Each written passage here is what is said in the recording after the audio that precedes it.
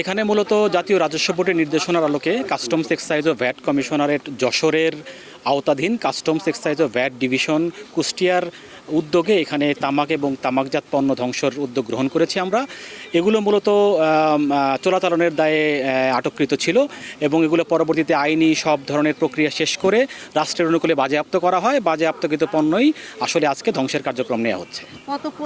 এখানে আনুমানিক 3,59,00,000 শলাকা আমরা আজকে ধ্বংস করছি।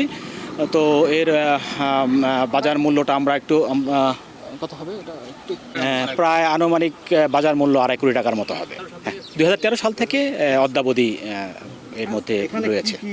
এখানে আসলে তামাকজাত পণ্য বলতে বিড়ি, অল্প কিছু সিগারেট এবং জর্দা এবং গুল রয়েছে। এগুলো বিভিন্ন গোয়েন্দা সংস্থা, তারপর বিজিবি, তারপর কাস্টমস ভ্যাট বিভাগ, আমাদের 2টা সার্কেল আছে, কুষ্টিয়া সার্কেল 1 এবং 2, এবং বিভিন্ন সংস্থা কর্তৃক বিভিন্ন সময় আটককৃত তামাক ও তামাকজাত পণ্য আমাদের দীর্ঘদিনের মাল জমেছিল। এইগুলাকে আমরা ধ্বংস করা এবং রাষ্ট্রের জনস্বার্থ এবং পরিবেশ সুরক্ষার জন্য আমরা আজকে এই ধ্বংস কার্যক্রম গ্রহণ করছি জাতীয় রাজস্ব নির্দেশনা অনুযায়ী।